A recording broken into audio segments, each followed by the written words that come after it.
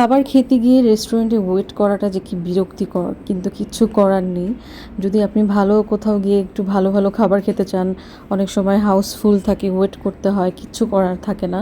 তো ঠিক সেইভাবেই আমরা গিয়ে আসলে সিট পাইনি, 10-15 মিনিটের বেশি সময় ধরে ওয়েট করতে হয়েছে। নাম লিখিয়ে বসেছিলাম আর ওয়েট করছিলাম কখনো সিট খালি হবে। যখন ফাইনালি সিট পেয়ে গেলাম, তারপরে চলে আসলো একটা ওয়েলকাম ড্রিঙ্ক। এটা কিন্তু ওয়ার্ম ছিল। তারপর দেখলাম হচ্ছে ফুড মেনুটা, আমরা অর্ডার দিলাম কিছু জিনিস দেখে দেখে। প্রাইসটা ভালোই আমার এক্সপেন্সিভ মনে হয়েছে। আর এটা অনেক রিফ্রেশিং ছিল, আদার মধু দিয়ে গরম পানি। ইয়েস।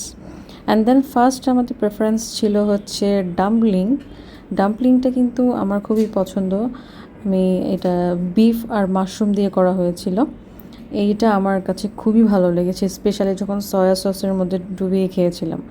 তারপর অর্ডার করেছিলাম একটা চিকেন সুই মাই আর সুই মুই, এনিওয়েজ এটাও একটা ডাম্পলিংয়ের একটা ডিফারেন্ট ভার্সন, বাট এটা খুব মজা লেগেছে সস দিয়ে।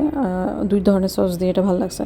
যাই হোক, তারপর আমি অর্ডার করেছিলাম সেই বিখ্যাত চিকেন নানবান, যেটা অনেক বেশি ভাইরাল হয়েছে বা অনেক পপুলার। প্রায় প্রত্যেকটা টেবিলেই এটা ছিল। আমি জানি না মানুষ এটা কেন খায়। এটা আমি বলি একটু, এটা হচ্ছে কেএফসি, বিএফসি বা সিপিজি চিকেন, নর্মাল চিকেন ফ্রাইগুলো আছে না, এটার মধ্যে জাস্ট চিজটাকে একটু মেল্ট করে ঢেলে দিছে, দ্যাটস ইট, আর কিছু না। এবং এটা মুখে দিয়ে আমাদের প্রথমের যে খাবারের কিকটা আসছিল, যে ওয়াও, অ্যান্ড দেন এটা খাওয়ার পরে সব মানে মুখের স্বাদটাই চেঞ্জ হয়ে গেছে। অ্যান্ড দেন সি ফুড একটা চাউমিন অর্ডার করেছিলাম। এটাও আসলে জানি না, ওই ডানবানটা খেয়ে এটা স্বাদ আসলে বুঝতে পারিনি। আমি আসলে আলটিমেটলি খেতে পারি নাই পরে, আর পার্সেল করে নিয়ে এসে বাসায় দিয়ে দিয়েছিলাম। তো এই যে আমাদের বিল সব কিছু মিলিয়ে অলমোস্ট 2000 টাকার মতোই আসছে বলা যায়, বাট আমার কাছে ওয়ার্থ ইট মনে হয়নি। এই রেস্টুরেন্টের নাম হচ্ছে ইয়ামচা ডিস্ট্রিক্ট। এটা হচ্ছে গুলশান 1-এ অবস্থিত, ধানমন্ডিতে ওদের ব্রাঞ্চ আছে।